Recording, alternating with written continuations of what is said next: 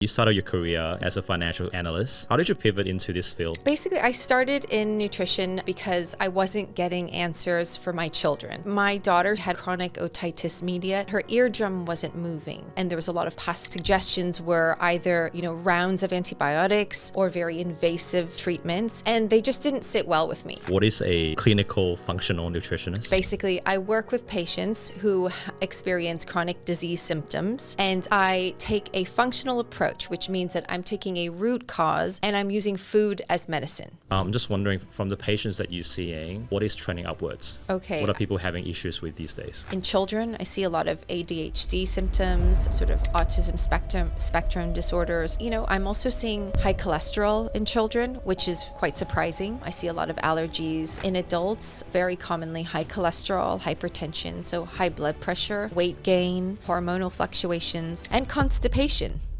Hi everybody, it's my extreme pleasure to welcome Jieun. Jieun has come all the way from Singapore to join us at the studio today. Jieun herself is a functional nutritionist, and she has finished her master in nutrition and is currently pursuing her doctor's degree. Jieun, welcome. Thanks, Aaron. Thanks for having me. What is your purpose, Jieun? Oh, my purpose. I guess I'd like to say my intention for our meeting is that people can walk away from our conversation and be more conscious about the food choices they make. And also to really understand that you need to be your own self-advocate. The medical system, the way it is right now, is not going to advocate for you. So really, if you want to get answers, you have to be your own self-advocate. Do you want to tell us a bit more? What is a clinical functional nutritionist? Okay, yes. So clinical functional nutritionist, what does that mean? Basically, I work with patients who experience chronic disease symptoms, and I take a functional approach, which means that I'm taking a root cause, sort of integrated body systems approach, and I'm using food as medicine. Very simply, that's what it means. Love it. I did a bit of digging about your career history on LinkedIn, and you started your career in a very prestigious company, Goldman Sachs, as a financial analyst. How did you pivot into this field? What happened in between? Yes, so that was my first career. I started in nutrition because I wasn't getting answers for my children. So when I became a mom and my kids were very young, they had a health issue. And when I went to the doctors, I was getting treatment advice that was very symptoms-based, but with very short-term results in mind. And that to me was very frustrating because some of the suggestions were either, rounds of antibiotics or very invasive treatments, and they just didn't sit well with me. So I started asking more questions. So before I was in finance, I also had a career in journalism. So I then pivoted and I thought, I need to investigate this more. I need to learn more about inflammation. I need to learn more about integrated body systems. I need to learn about food as power. So in going down that route, my kids were the ones who actually got me into nutrition. And I then just went into this rabbit hole of food as medicine. And that was 10 years ago. So made the pivot, and I always like to say I'm an unintentional nutritionist. I never really went into it, but it kind of found me, and I found the answers in nutrition for being able to help my children. Kind of just happened. Life kind of just happens. Your life happens, yeah. Especially after you become a parent. Life-changing, yeah. Right? Yes. I mean, your experience as well. Yeah. So, a lot of overlaps, I think, between us and what we went through as parents. And just after becoming a parent, I realized that how naive I once was. And there's so many lessons that we can learn from just looking after the younger ones. Just out of curiosity, what did your children have? And you mentioned about sort of, I guess, stumbling upon a lot of research into nutrition and inflammation. What would you say was the most shocking fact that you came across with from your research? Okay. They didn't know. Yeah. So my daughter specifically had what's called chronic otitis media, basically an ear infection or glue ear. There was so much inflammation behind her eardrum that her eardrum wasn't moving, and there was a lot of pus buildup. And I only found that out one morning. She woke up and I looked on her pillow and it looked like a candle had melted. Like there was so much pus. And I was so shocked. I thought, where did this come from?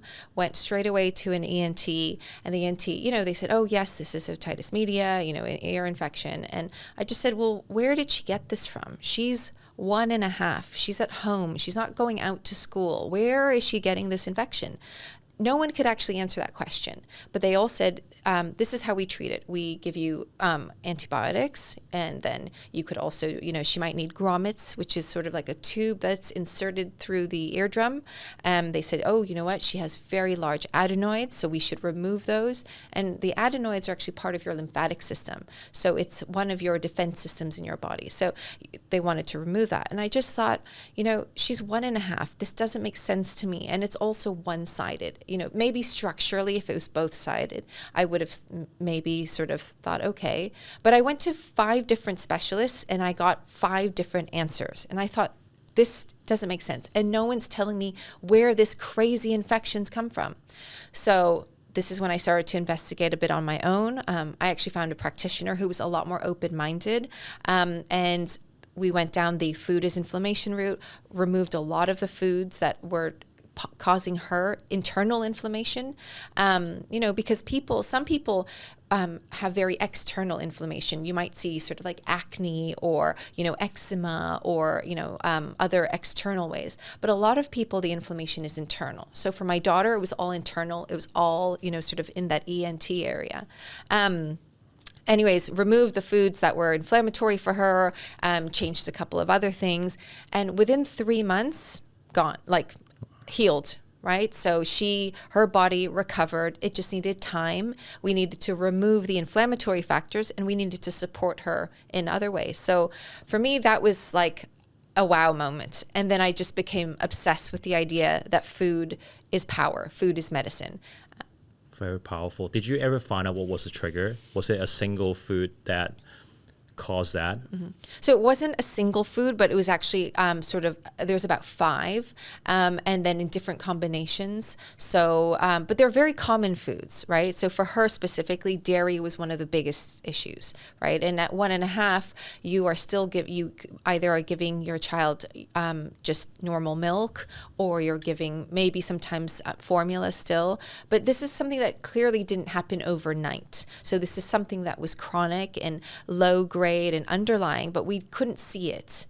So it was only when we saw that pus, that kind of external visual, that we were able to, act on to help her internally. Yeah. And other than dairy, do you remember what were the other 4? They're kind of common triggers now, but they're like dairy, there's gluten, it was random things like pineapple, and other things like lobster. Not that she was eating a lot of lobster as a 1 year, but we did diagnostics on her and I was able to find out what exactly was causing her this immune reaction. And once you found out the root cause, do you then reintroduce those foods back into her system later on, or do you kind of just keep those foods away from her? So there are different theories about that. Some people have the theory that, we have to reintroduce it so that they can just get used to it. For me, I took the approach that let's avoid these foods because I can get those nutrients in other forms that are not causing her inflammation. So because sometimes, if you think about inflammation is an immune reaction. You're having cytokines, interleukins, all these like pro-inflammatory compounds being released in your body. It takes energy to put that inflammation out. So I was thinking, well, she's in a very high growth phase, right? She's little, she's learning a lot. I didn't want her to use any energy towards that. And so I just thought, let's avoid that. Let's let her use her energy towards growing, learning, all these things that children have to do. So you can reintroduce sometimes, but I always but again, I like to use diagnostics because if I'm looking at you or I was looking at your child, and when I looked at my own child, I couldn't see the inflammation. So I needed to have blood markers so I could see whether or not, oh, you know what, if I reintroduce this, how is it, coming out? How is it, but this is like with a nut allergy argument. Some people take the microdosing approach, and it works for some people, and then for others, it doesn't work. What is microdosing? So microdosing. So there's kind of a theory about if you have an allergy to nuts, right? It's a very acute reaction, an acute inflammatory reaction. So much so that your body, closes up, and you may experience anaphylaxis where you can't breathe anymore. So some people think, well, nuts are all around us. It's very hard to remove that. So why don't we try and train our body so that it can respond to the allergy, but not in such a hugely inflammatory way, but kind of in a smaller way. So you give like a very, very small dose of nuts. This is all through a lab, and it's physician directed. And over time, your body gets used to that. That's one theory. And then the other theory is just to avoid it or to eliminate it from the diet. And this is where sort of nutrition is very nuanced, because your child is different than you, is different than your wife. My child is different than me, and really it comes down to our gut microbiome is very individual. I like to say it's sort of like our fingerprints. Our fingerprints are unique to us. No, 8 billion people in the world, my fingerprint is my own. Our gut microbiome is a little bit like that. Why do you think this topic is important for our listeners to listen right now? And I know you specialize in different areas, and I pick up a lot of these different, labels from the description, patients that you treat and you see on a daily basis. I'm just wondering, from the patients that you're seeing, what is trending upwards? Okay. What are people having issues with these days? Yeah, I see. Well, I see a lot of inflammation that kind of comes up in many different ways. I see in children, I see a lot of ADHD symptoms, sort of autism spectrum disorders. But, I'm also seeing high cholesterol in children, which is quite surprising. I see a lot of allergies. In adults, I see a lot of very commonly high cholesterol, hypertension, so high blood pressure, weight gain, hormonal fluctuations, and constipation. That's a lot. That's a long list there. Yeah. So ADHD, high cholesterol, high blood pressure, and a bit of constipation and dietary issues even with grown-ups. Let's talk about each one. Okay, all right. ADHD. Can you let us know? I don't think everyone knows what ADHD is. Can you let us know what is ADHD? So ADHD is attention deficit hyperactive disorder. So basically, what that boils down to, and the way I see it is, there's a disconnect between the gut and the brain. And so the brain is sort of overstimulated, and it doesn't know how to calm itself down.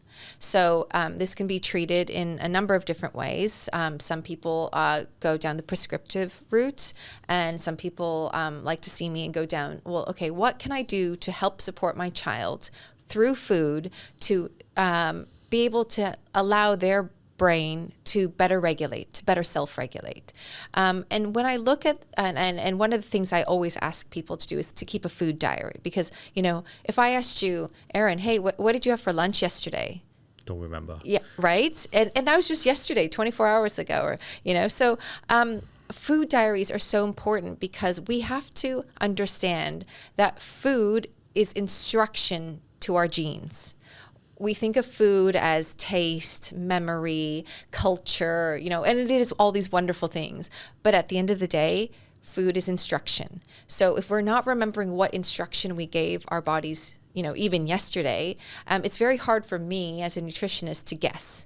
So with the kids, I ask them to keep a food diary. And one of the trends that I see is there's a lot of refined foods, a lot of ultra processed foods in the diet. You know, all of these foods are convenient and they're tasty. So, you know, I never judge a parent who might give these to their kids because they're readily available, they're well priced, and they're delicious and they're easy to make. And our kids don't complain. But a lot of these foods are also not great for the gut microbiome. And if it's not good for the gut, it's not good for the brain. What are the 3 worst ultra processed food that you would advise people not to give to their children, or even grown-ups shouldn't eat too much of it? Okay. Wow, there's so many. But I would say, given we're in Hong Kong, Asian food, MSG is one of those that I would say is an ultra processed. It can be naturally occurring, but it's a flavoring that's added to make foods more palatable. What happens when we consume it is it sort of overexcites our neurons almost to the point of death. So they're called excitotoxins. So but we don't want our neurons to be overexcited to the point of death. We want excitement, but we have to be able to regulate that excitement. But MSG is one of those chemicals that doesn't allow that to happen. It also has obesogenic properties. So for example, when we eat, normally we can feel full while we're eating. Oh, okay, I'm going to have a break. I'll pause. If you tend to realize when you eat something with a lot of them, you're just like inhaling it and you don't stop. And then all of a sudden you're like, oh, okay, I'm kind of full, or am I full, or do I want something else? So again, sending mixed signals from the gut to the brain is something we have to try and avoid. So I'd say MSG. The other thing I'd say is anything with artificial flavorings, artificial colorings. You know, these are compounds that have been created in labs, and they just wreak havoc on our system. And they're everywhere. They're in cookies, cakes, biscuits, you know, anything with bright coloring, really. They're prevalent in so many foods. So it's very hard to avoid them. But these are something I'd like people to be conscious about. Okay, so that's 2. I think the third thing is, you know, and in relation to children with ADHD, is we really have to learn how to better manage our blood glucose, children and adults alike. That is a fundamental sort of aspect of health that sometimes I think we forget. We say, oh, it's nighttime. We'll just have this piece of dessert. Well, at nighttime, this is when your blood glucose should be the lowest, because you actually need to have your insulin freed up to help other amino acids cross the blood-brain barrier so that it can start to create melatonin, the sleepy hormone. So we need blood glucose to be late at night, low. But a lot of times we're eating our biggest meal at night, or we're having our sugary desserts at night. But blood glucose is something we have to manage. So, is there an ideal time for dinner or dessert? So I generally advise at least 3 hours. So your last bite of food is 3 hours before you sleep. But I would say if you can get that a little bit earlier, even better. I like to remind people that we as human beings, we are diurnal animals. So that means we have a day cycle and a night cycle.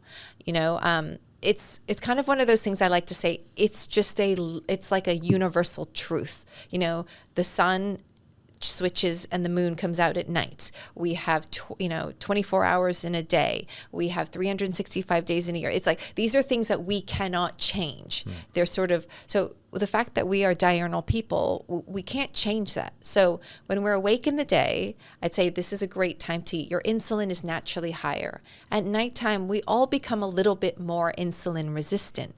So our blood glucose should also sort of, come down at that time. But so we are these diurnal people, but our society, and especially in Hong Kong, people finish work at 6 or 7. It's already dark, but you want to go home or you want to go out for dinner and you have a big heavy meal. And so society is kind of dictating when we're eating, not our actual natural cycle. So I always try to tell people, try and mimic the natural cycle as much as you can. So 3 things. Okay. MSG, artificial coloring, and or anything, flavorings, or flavoring, or anything and that will spike up. Yeah, sodas, those diet beverages, those sorts of things. Yeah. Okay.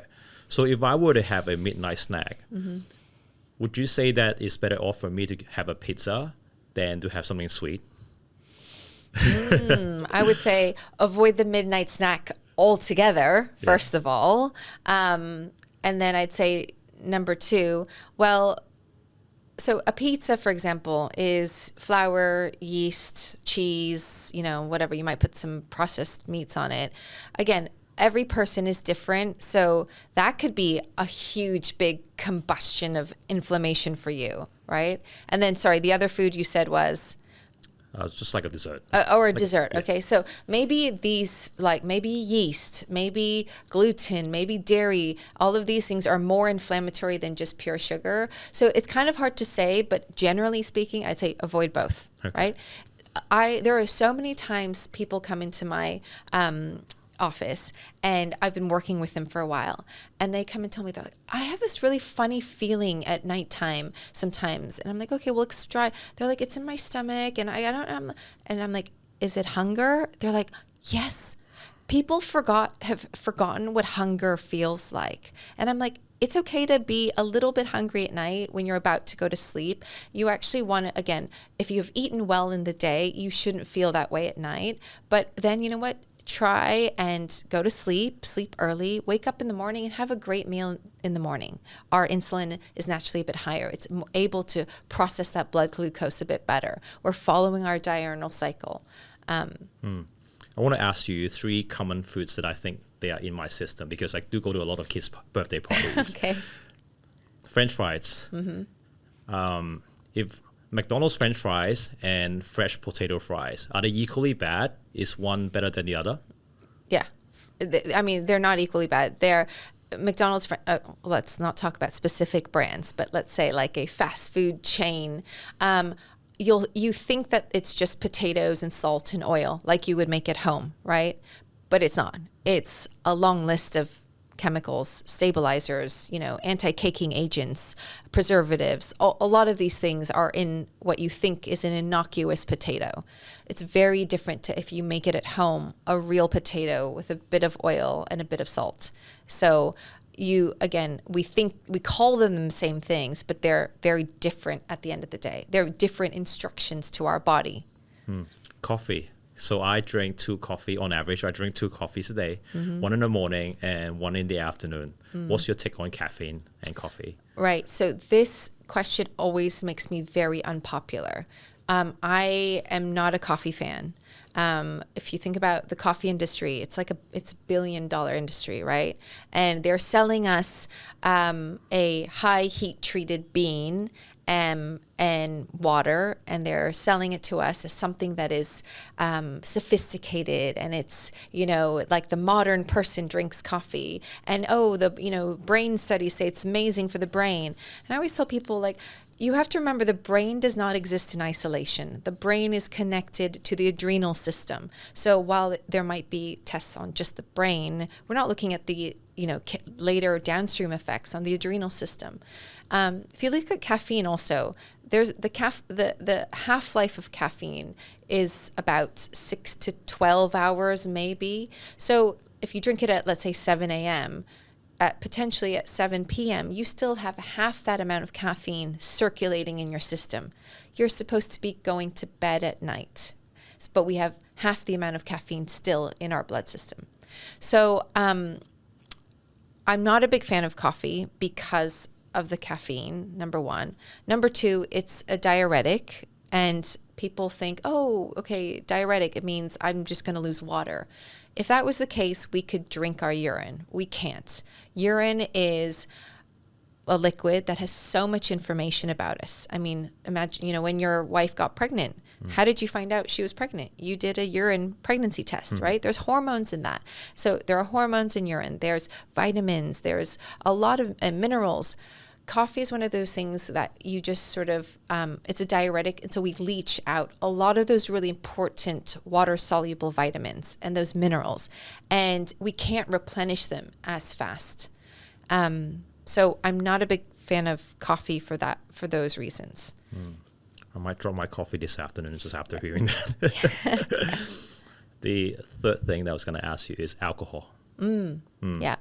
So I think there's a lot of new research recent research that sort of is reversing the myth that, a glass or two of red wine is okay. It's now coming out saying, any amount of alcohol is not okay. It's still your choice whether or not you want to. And everyone can metabolize alcohol in different quantities. But we shouldn't really be saying that it's a health-promoting beverage. I think people used to say, there's the resveratrol that's in red wine is really good for you.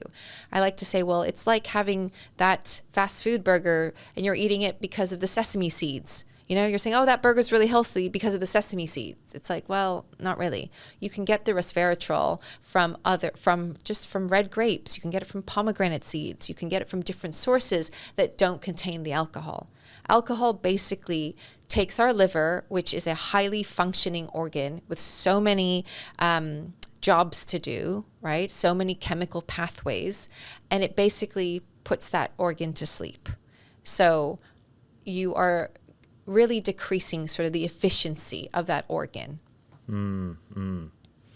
So if I attend an event, if I were to drink, right, should I go for a beer, a red, a bubble, a white wine if I had to drink something? Okay, so I would say generally, it depends on how. It also depends where are we starting from? Who are you, Erin, in terms of your health? If you are someone who you are in a state of chronic disease, I would say, look, you've got to be a lot more careful. If you're someone who you have absolutely no symptoms, your blood biomarkers are 100% perfect, and you can handle a bit of alcohol, then that's your decision. So again, it's starting with, who am I starting with? Where are you in terms of your health journey? Are you someone who already has fatty liver? Or do you already have high cholesterol? That's someone we actually really need to pare back the alcohol intake. In terms of whether it's beer, red, white, whatever, that also is very individual. Number one, all of it has alcohol, so that's not great. Number two, beer, if it's yeast-based, some people are very sensitive to yeast and wheat. Some people are, then on the red wine side, some people say, there's a lot of sulfates in it. So, that some people are very reactive to that. So again, this is where nutrition should be more nuanced in the conversation. But most of the time you just hear, red wine's better than beer. It's like, well, it depends on the person and it depends on where you're starting from. So, but in general, if I wanted to give a blanket statement, I would say at that event, try and avoid any alcohol. But that's very unpopular to say, right? That's okay. I mean, people should have their own choices. And yes, like you said, people should reassess what sort of health state that they're in, and they should be able to make a conscious choice. Exactly. Based on the body condition. Yeah. It's I'm not here to be anyone's, mom and or and tell them what they should eat or they shouldn't. But again, it's about the intention of, let's be conscious. Do I need to make this choice today, or can I make a different choice? So that's the beautiful thing. We all have choice. Yeah. I actually used to get really bad hay fever after drinking poor quality of wine, and I realized it actually came from sulfite, and I stopped drinking those at parties. Yeah. You mentioned about microbiome a few times. I was wondering if we can touch on gut health and how is nutrition related to gut health, and how does that affect our general and overall performance? Okay, so I like to think of the gut microbiome as sort of the underpinning body system that underpins our immune system, our cardiovascular system, our muscular system, our endocrine system, our reproductive system. All of those, the foundation is the gut. And I like to say that because imagine if you ever had food poisoning, you're sick, you can't function, you can't do anything. So that gut is really important. And if you think about just our intestines and our nasal passageways and our throat and our lungs, these are actually the parts of our body that's exposed to the external world. We take food, we take water, we take liquid, and we put it into our body. So we're taking something external inside us. So it's really our first line of defense as well. So the gut microbiome is hugely important because our immune system is embedded in it. So every food bite that we eat, every drink that we drink has an immune reaction. it could be either not to be too specific, but it could be like a Th1 reaction, a Th2 reaction, a T regulatory reaction. So there's different types of reactions, but there's going to be a reaction. A T regulatory reaction, I like to explain it. It's one of those sort of calming reactions. A Th1 reaction can be, a very pro-inflammatory reaction, and a Th2 one could be another pro-inflammatory reaction. But every food has a reaction, an immune reaction. So we have to remember that, first of all. Our immune system ultimately is what is going to determine how healthy we are. So, for example, if we were sat here together and you had a bit of a cold, and but my immune system was higher, I can handle that. But if you were sick and I had a really low immune, there are those people who are like, oh, I get sick all the time. One person in the office has a sniffle, or my child comes home from a party, I'm always sick. Well, I think that's a sign that the immune system and the gut is not as optimal as it should be. So I think a lot of times we forget that when we eat. We eat for so many other reasons. And again, the gut, we have 90% of our serotonin receptors in our gut, serotonin being our happy hormone. So that's the brain health. So imagine we have 90% of those receptors. Absolutely every food we eat is going to impact our happiness. And serotonin actually then converts later to melatonin, our sleeping hormone, which is also our healing hormone. So imagine if you're not feeding yourself in a way where your serotonin receptors are getting what they need, we're also not going to get this kind of sleep quality that we need. And nowadays, people talk about our sleep hygiene and how important sleep is. I love that the conversation has been elevated, that we now talk about how important sleep is. But all of that starts with the gut. So in terms of gut health, how does somebody know whether they have good gut health or, not so good? Good question. So for those people who come into my office and they're constipated, that's obviously a really good sign. So if you're constipated, that's a sign that there's some gut issue. Sometimes of people who are often sickly, I would say that's also a gut issue. If you have any sort of skin reaction, gut related, basically, again, that gut microbiome is the underpinning system. So there's so many ways that the inflammation shows up, and everyone is different in that way. But generally, I'd say, constipation, sleep issues, skin issues, and also blood glucose management. That's kind of easy to see. You go to a doctor, I'm pre-diabetic or I'm not diabetic. This is my fasting glucose. You can kind of tell when something is off. I think we hear about the term constipation a lot, right? But how do you define constipation? So I define constipation as someone who just any issue around going to the bathroom.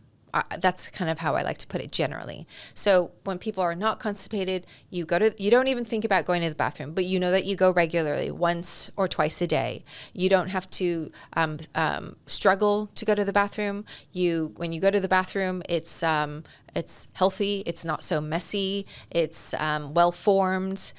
So anything that's not in that nice category, I'd like to say is maybe a degree of constipation or trending towards constipation.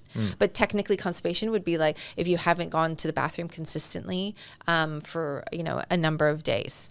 I was going to ask you that question. So when do people need to seek, I guess, medical advice? Yes, around, if they had constipation for a day or two and they're back to normal, and then maybe in a week or two they're having the same symptom again, like what would be the pointers, the catalyst, would you say that, maybe it's time for me to see someone? I'd say if it's reoccurring, and everyone has a different threshold of what they can handle and tolerate. But I'd say if it's reoccurring and it's something that's problematic, go and seek help. Again, be your own self-advocate. go and find help. And, when I say that, I don't mean go and blindly trust, the first practitioner you see. Go see someone, ask them questions, do your own self-research. But I'd say caveat that with try and read research that is from a reputable journal or a publication, not just from like your social media feed, right? So try to find real sources, academic sources, or well-published sources. Do your homework, find someone, be your self-advocate, go early. I always think prevention is better than, when I have some people who they've waited so long and they say then they seek out a GI specialist and they say, oh, I went and I had a scope, both an endoscopy and, a colonoscopy. And I'm just like, you had to go through that sort of invasive treatment. So you don't want to wait till that point, right?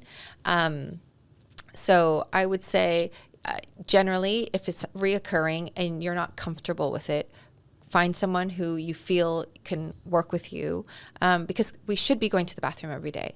But every medical professional is sometimes different. When my children were younger, they happened to be on and I kind of done half breastfeeding, half formula, and the formula just wasn't working well. It was very high. It was a high iron based formula. I didn't know at the time, first time mom, right? And my child was constipated for 3 days. So I took him to the pediatrician. Pediatrician's like, it's fine, up until 9 days. And I was like, 9 days? If I don't go to the bathroom every day, I'm angry. Like, no wonder my child's crying and upset. It's been 3 days. And they wanted me to wait till 9 days. I thought, that's crazy. I remember those days. I remember there was once where my son was constipated for, I think, close to a week. Yeah, and that was right after we introduced formula, and like you, it was normal. Yeah, they say it's normal. It's not normal. We should be going to the bathroom every day. And if you think about it, again, our intestinal cells are exposed to the outside world. We have these little microvilli, like little fingers along our intestine, and these cells, once they get damaged, drop off. And we want that to be excreted. We don't want damaged cells sitting within us. So we want those. I like to always say it's like getting skeletons and just cleaning out the closet, kind of like, let's get the debris out. But yes, when your kids are younger, they'll say, oh yeah, a week, 9 days, 10 days, it's fine, it's normal. So for people who are having a bit of gut health issue, what would you say are the top, maybe 2 things that people should do right now to reverse or stop the damages? Good question. I like to say the secrets to gut health are not just 1 or 2 things. It's an accumulation of things. It's an accumulation of healthy habits, sort of like having a healthy bank balance. You have more inflow than outflow, right? So we need more good habits than bad. But I guess the top 2 tips, I would say, number 1 is fiber. Soluble or insoluble fiber. There's 2 types of fiber. Soluble fiber meaning it dissolves in water. It can dissolve.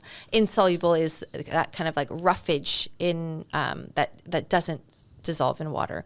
Both of those are very important, but soluble fiber is really important because it helps feed our gut microbiome. Our gut microbes love fiber.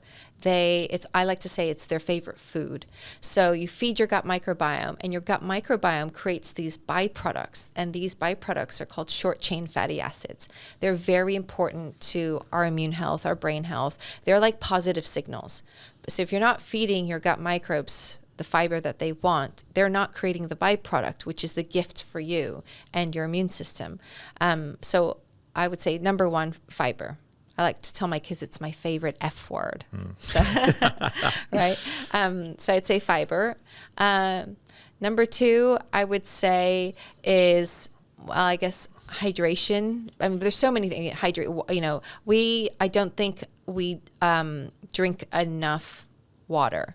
And I'm not just talking about sort of like tap water, just water. I'm also talking about structured water. So structured water is water that is in your fresh produce. That plant or that fruit or has been able to uptake water molecules and and is now already attached it to different, minerals and vitamins and amino acids. So when you absorb that's structured water. You're getting not just that hydration, but you're getting other great, antioxidants and vitamins and all of those things from those fresh sources. So I would say those are the two big things people should focus on. And what are some of the foods that are rich in soluble fiber and structured water? Oh, so things, celery, for example, if you ever juice the celery, you actually can separate out the very stocky, right, insoluble fiber, and then you can get a very good glass of, you get actually quite a lot of liquid coming out. So that is soluble fiber as well as structured water. So there's the fiber that's already been dissolved in there. And then you're also getting sort of minerals. Celery has a lot of minerals, a lot of sort of salts. You're also getting a lot of the antioxidants. So I'd say celery is a great one to juice and to make into a highly fibrous but structured liquid beverage. Other things like cucumber, right? So cucumber is also very hydrating, a lot of great properties. Basically any, nowadays we're so lucky. We don't even have to necessarily prepare it. We could also get, kale and spinach. We can go and get these smoothies. These are great ways of getting the soluble fiber and some insoluble fiber and that structured water together. Does it matter whether they're cooked or raw? So I like to say it depends on who I'm talking to. If I'm talking to someone who is 80 years old and they have a very sensitive system, I might suggest that maybe things are lightly blanched before. You might lose a little bit of the beneficial properties, but you're still getting most of it there, right? I was working with an 80-year-old recently, and so she was in a very sensitive condition that anything raw or fresh might have upset her. So it was just like a light blanch, and for her, it helped it just mentally, as well as she just felt like it was easier to digest. But for most people who feel like they're healthy and they're normal, I would just say, yeah, go fresh, go raw. It's fine. I want to transition into cooking. Okay. While we're on that topic. Yes. What are some of the myths? How should people not cook at home, first of all, especially within an Asian context? I think not so much for Hong Kong, but places like Indonesia, Philippines, they tend to eat a lot of deep fried, crunchy food, right? Yes. How should we cook at home? Okay. So number one, cooking at home is wonderful. It's a great thing because we get to see what we're actually putting into our food. So we get to see the actual instructions, right? In terms of cooking methods, yes, you're right. A lot of the Southeast Asian countries, that deep frying is a way to add flavor and texture to maybe something that isn't as great quality, right? So these are sort of like ways that we compensate. I would say the best ways to cook are to steam or to boil. And use water. And the reason I say that is because, so water, the boiling point is 100 degrees Celsius, right? When we fry, roast, deep fry, it becomes 120, 180 Celsius. So it's much, much hotter. So there's something that's called the Maillard reaction. This is it's called, it was based off, I think it was like a French physicist or something. And he talked about how when things brown, you get aroma, you get flavor. So when we do that, we get the browning and we get more flavor, like baked bread, right? You can smell it, you can all of that. But that browning reaction actually creates what are called glycation products, end products. So, and the more we brown or the more we heat treat and we move away from that 100 degrees, we get more of these glycation end products. These end products, when we consume them, they stay around in our body for quite some time. So the acronym is called Advanced Glycation End Products. So they're called AGEs. So I like to say when you have a diet that is high in advanced glycation end products, these AGEs, what does that spell? Age. So you're eating foods that age you. So in order to try and avoid that, I would say the best way to cook at home, keep to that 100 degrees. Water cannot go above that 100. It cannot go through the Maillard reaction. And that way, we can prevent high AGE foods. And that's just better because the AGE foods stay within us. One example in terms of biomarkers of AGE is when you look at fasting blood glucose versus HbA1c, which is a longer term blood glucose marker. So if you look at fasting blood glucose, this is your kind of your new blood that it's just come out. When you look at your HbA1c, it's sort of the blood that has been around for about 3 months or so. You can see that there are these glycation products that are attached to it, and it changes the form, the physical shape of your red blood cell. And so you can actually see the damage that's caused on that blood cell. So, and these are glycation products that have attached to it. So people say, I don't understand, like they're real things. It's like, yes, they're actual compounds that stick around in our body. That's why, I don't know, when you're a kid, if something was burnt, your parents would say, oh, don't eat that burnt part, right? Because that burnt part is very high in those glycation products. They're also, and they could be potentially carcinogenic. So, bringing it back to home, best way to cook is that steaming or blanching, that water-based cooking, which in Asian homes we can do. There is a lot, but we kind of do the steaming and the blanching and the boiling, and then we also do all the frying, right? So, yeah. I was going to I want to ask you a very practical question, right? Poached chicken, I guess blanch vegetable, doesn't sound very appealing as parents trying to feed our kids all this food. How do we navigate that? Good question. Navigating feeding children is hard work. And that's why a lot of parents either give up or just say, oh, right, like I just can't, it's too inconvenient, right? I try to remind parents, your child does not have a choice. They are reliant on you as a parent. This is something that's very important to get right. Because again, it is instruction that we're giving our body through the food. But I think what it is kids don't necessarily like learn by just saying, oh, that's healthy, eat that, right? But they watch us as parents. They imitate us. They learn through imitation. So if parents are at home and you're eating that, boiled chicken or the poached chicken, and you're like, this is great, this is delicious, and you're adding on, fresh herbs to add flavor, or you're adding, a little bit of salt or a little bit of pepper, right? They're going to mimic you, and they're going to mimic how you eat. So I would say the best way for parents to teach their kids is actually to eat with your children and let them see how you eat. Start early, because they won't complain as much. Right? If you try to do this now and your kids are, late teens, you kind of miss that. Not that you can't, but, the kids learn through imitation. If I were to come to your clinic to book an appointment with you, what are some of the markers? You mentioned about different blood markers. What are some of the markers, 3 to 5, that you would take a look at? Okay, so 3 to 5 is very small. I generally, when I run a sort of a panel, I'm probably seeing about 80 biomarkers. And again, the whole idea of functional is we're looking at you as a whole person.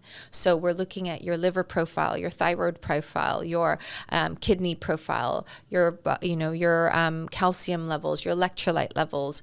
We're looking at sort of everything as you as a person. So it's really hard to say just 3 to 5, because often I see I get people coming in for high cholesterol, and they show me your cholesterol, and I'm like, okay, I say, great. All right, this is something that we need to work on.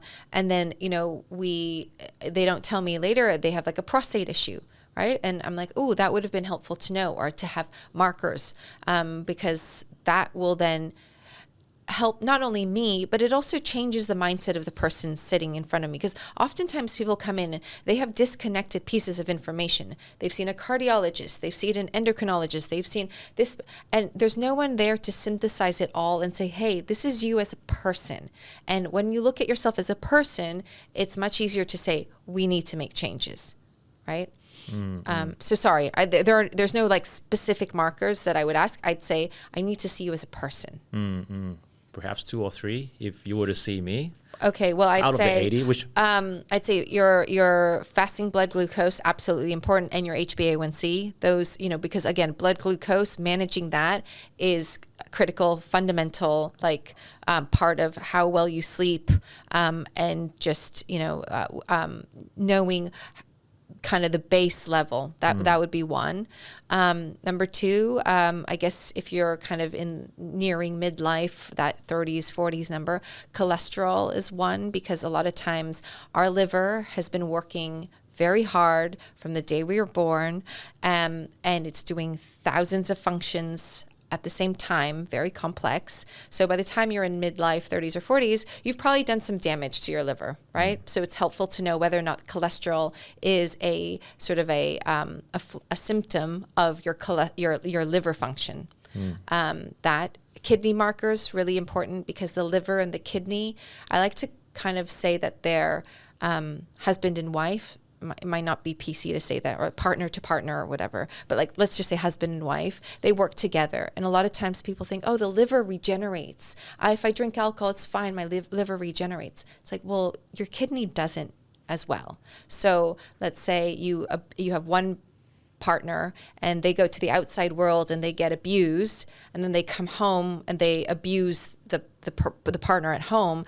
This partner at home has nowhere really to let go, or so the kidney as an organ is very sensitive. So I would say that's also a really important biomarker to look at. Vegetarian, vegan, and meat eater. Where do you stand? Should we eat meat? So I think the word vegan nowadays has a lot of like other connotations, like animal rights and, ethics. And so putting that all aside, I generally say, please try and be plant focused. People say, oh, the 80-20 rule. And I say, I'm Asian. 80-20 is a B- technically. So that does not pass. So I would say 90 and above. So 90% of the time, try to be plant focused. 10% of the time, you can have other food products, or even better, 95% of the time be plant focused, and 5% of the time, maybe you have animal products. Again, it depends also where you are in your health journey. And what kind of meat would you suggest people should eat more of?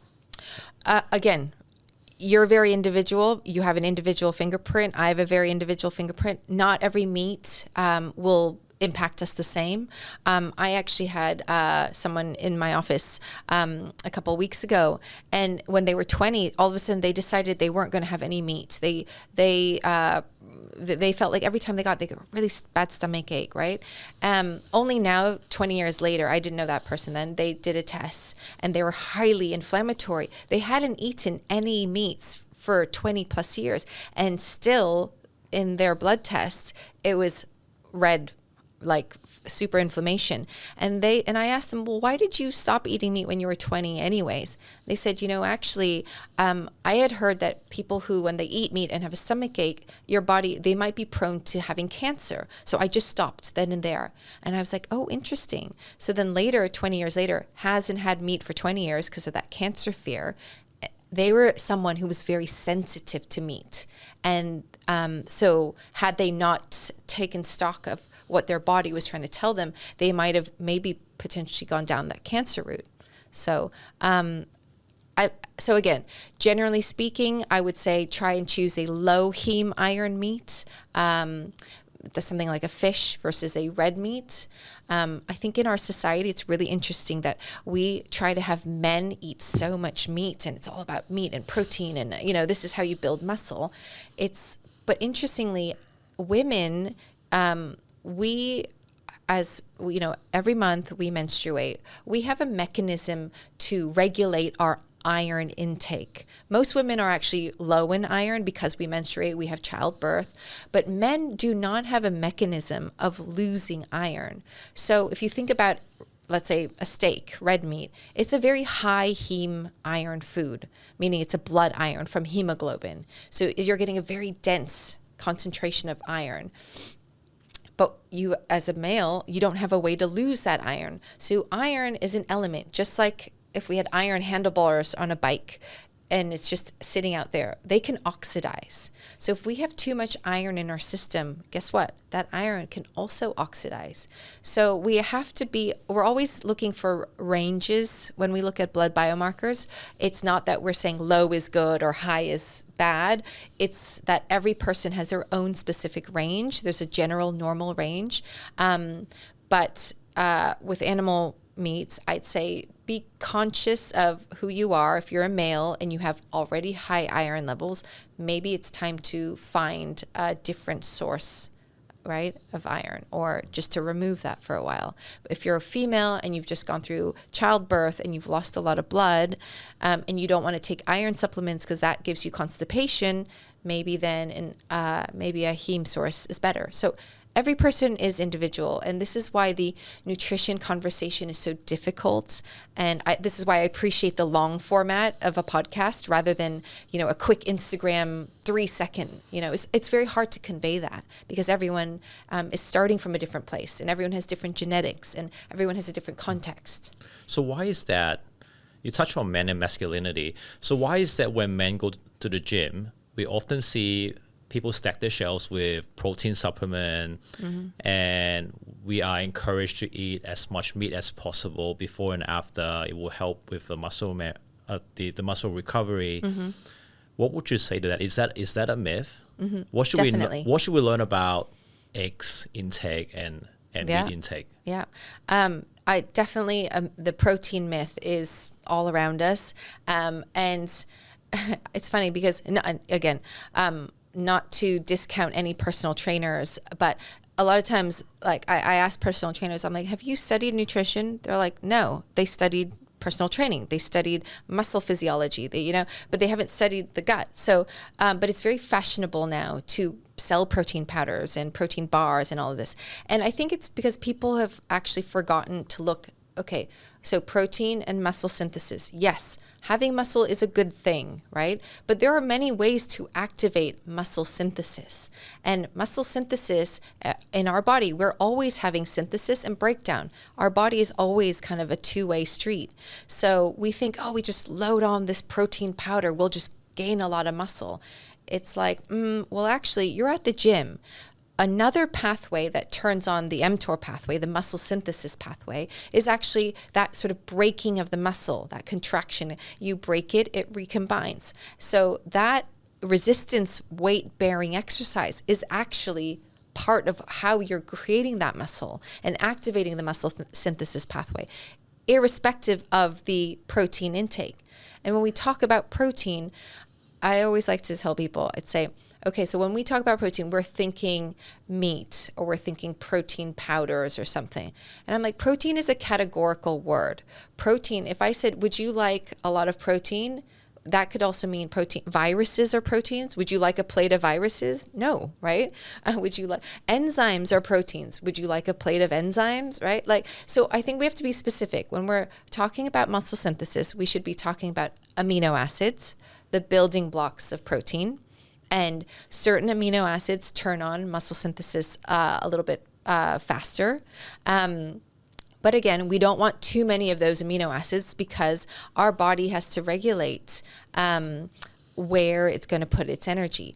But I think why, as a society, we sell these products, and it's a business.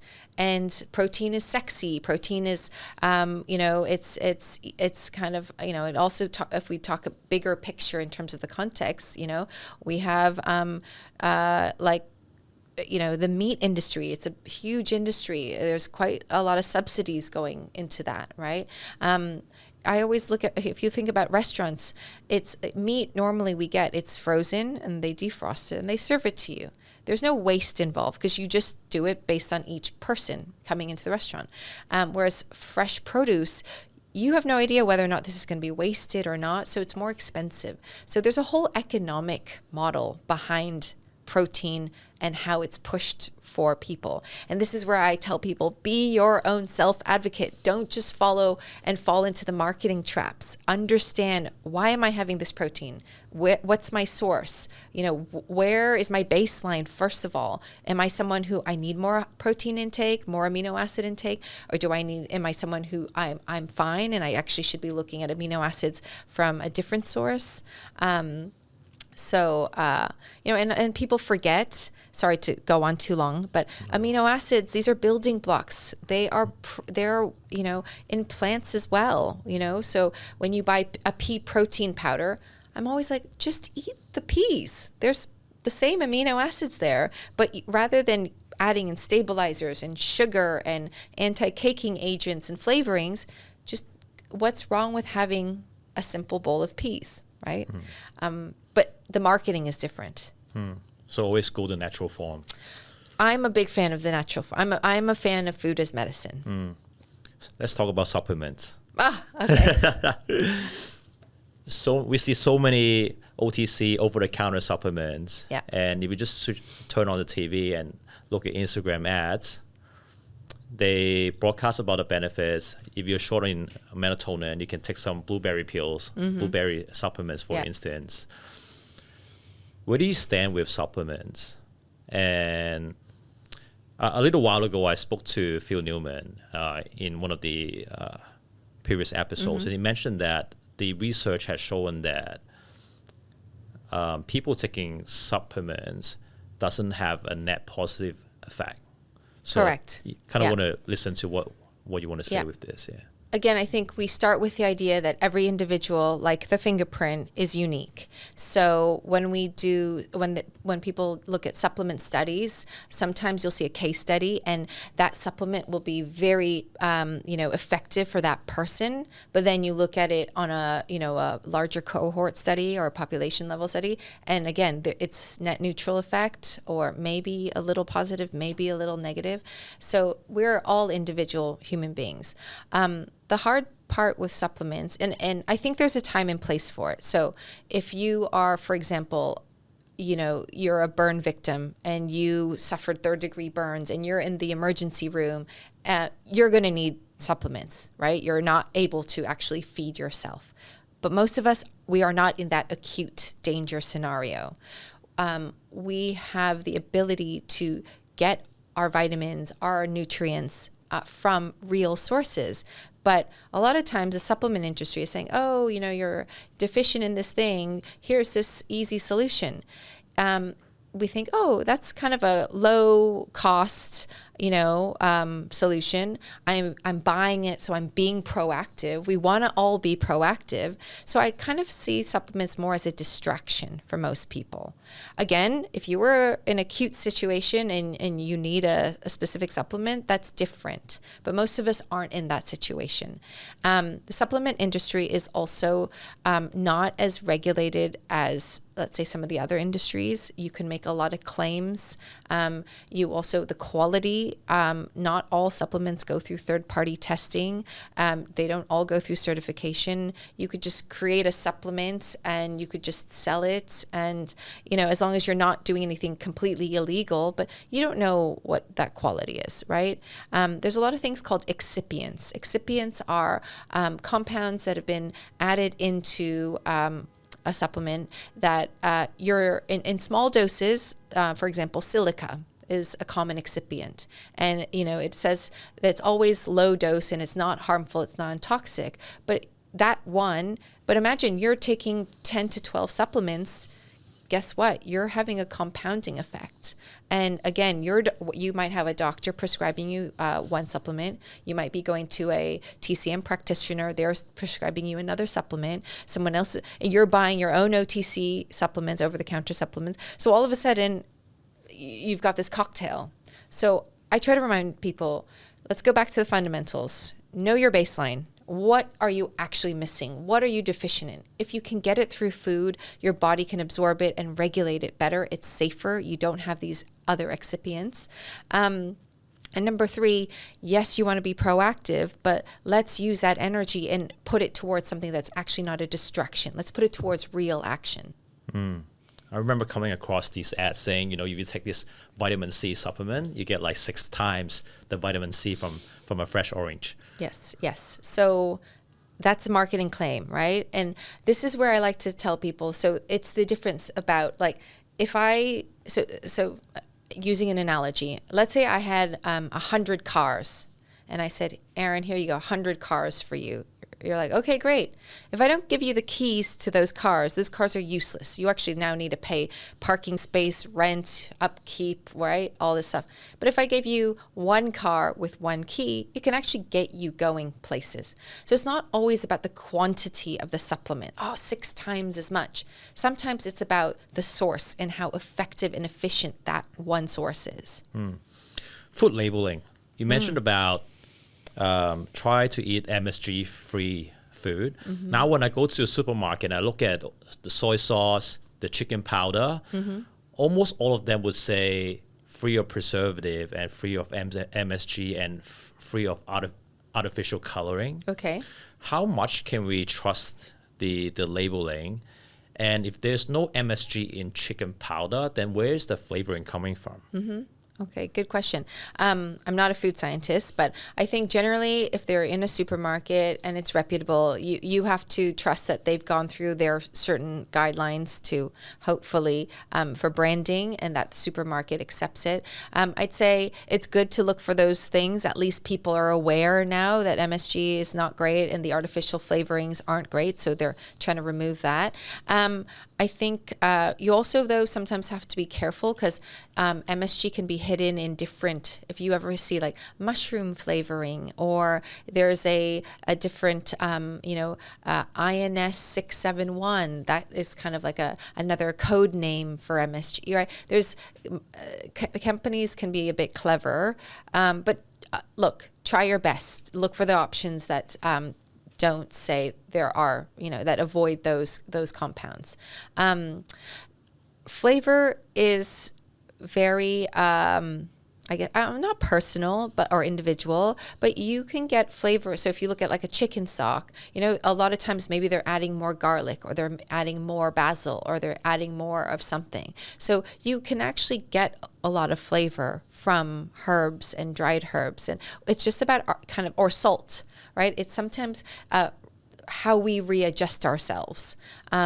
I don't know if you sometimes eat something and you go to a restaurant and you're always eating out at a restaurant. It's very flavorful. There's a lot of salt added. And then you let's say you eat at home, you're like, oh, this is so bland, right? But if you eat at home a lot and then you go to a restaurant, you're like, wow, that was so salty. Our taste buds adjust.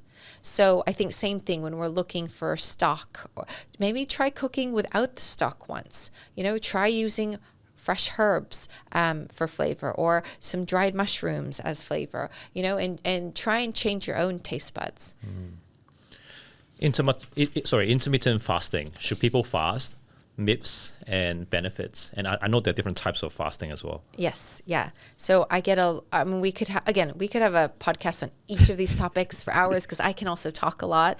But intermittent fasting. So again, we talked about how we as humans, we're diurnal. We have a day shift and a night shift. We have this cycle, natural cycle.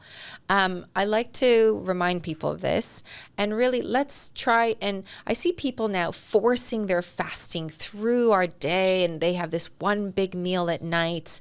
And I try to say, look, fasting has many amazing effects. There's autophagy, where we basically get to clean those old, dead, broken cells, and we get to clean house. That's really, really important. But why do we want to force the fasting? I like to suggest what's called just physiological fasting. Fasting that we do naturally. We at nighttime naturally shouldn't be eating. That is also a form of fasting. Let's just tap into that physiological fasting, and we can easily go, 10, 12 hours of just not eating. And that is our time to clean house. In the day, we start eating, and rather than forcing ourselves where we get really hungry, right? Some people say, oh, I'm doing this like 18-6, whatever fasting regimen. if you're fasting in the morning and you're already not, your insulin is high, this is the time when your body is saying, hey, I'm ready to intake glucose into my cells. Let's use that, right? Why are we fighting against it? Also, when we're fasting, a lot of times, especially for women, especially if they're going through menopause, it increases cortisol. Cortisol is a stress hormone, and we do not want more cortisol floating around in our system. Cortisol is also an obesogen, meaning it holds on to weight because it means stress. We have stress. That means we need energy to fight that stress. So I think there's a lot of ways to fast in a way that is, I guess, more going with the flow. So it's like flow over force. We don't want to force things. Let's try and go with the flow, go with our natural cycle. And also I think sometimes when we fast, it's because we want quick results, right? So, or this is intermittent fasting is a new way of calorie restricting without counting calories. Because we're all like, counting calories is like what people did in the 80s. And I always like to say this is the difference between a lot of nutrition and functional nutrition is that calorie counting is outdated. It just doesn't work. But now, instead of calorie count, we calorie restrict through time. So sometimes people use intermittent fasting as a form of calorie restriction. That's not my approach. I'm not really a calorie counting type of nutritionist. But again, there's benefits to fasting. It's just let's do it so it works with that individual person. Flow over force. Yes. That's what I learned from your sharing just now. We cover a lot of different topics today. Yeah, Personally, I've learned a lot about gut health, and actually, I can't close this conversation without touching on this. And you've also mentioned this a few times, and I want to use this platform to also get people educated on menopause. What should men learn about menopause, and how can men and companies better support women who are going through this period? I love that we're ending on this. Thank you. And I love that you're taking an interest because, 50% of the world's population, all women, are going to go through menopause. It is not a disease. It's not a condition. It is something that every woman will go through.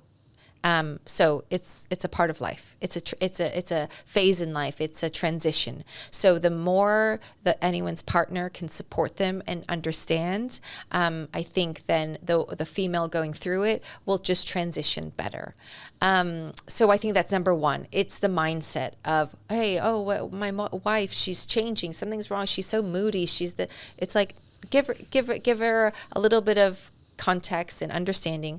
This is a period of time that can start as early as 35 even. Perimenopause can start sometimes symptoms 10 years prior to actual menopause. And menopause is actually, technically speaking, 1 year or 12 months of having no cycle. But you can have symptoms far earlier than that. So just the fact that you're interested in it and we're talking about it is great. So we can define menopause or perimenopause. Again, not a disease, not a condition. It is a fact of life. How can men support besides that understanding? Women,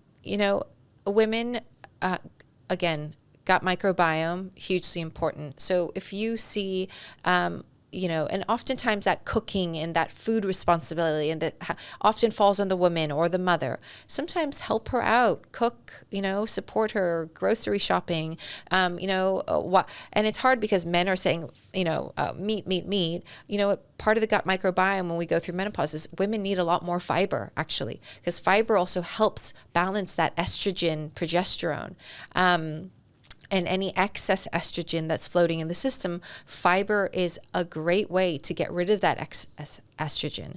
And women are saying, well, okay, but I'm actually going low estrogen. It says, yes, menopause is the period of time where you're losing estrogen, but we're not losing it in a linear fashion. We're losing it it's going up and down. So again, fiber helps manage those. We don't have such high highs and hopefully not so many low lows, right? So it just helps it be a bit more steady. So go out, support your partner, with some healthy cooking. And, the other thing is also cortisol, stress hormone, is also a derivative of cholesterol.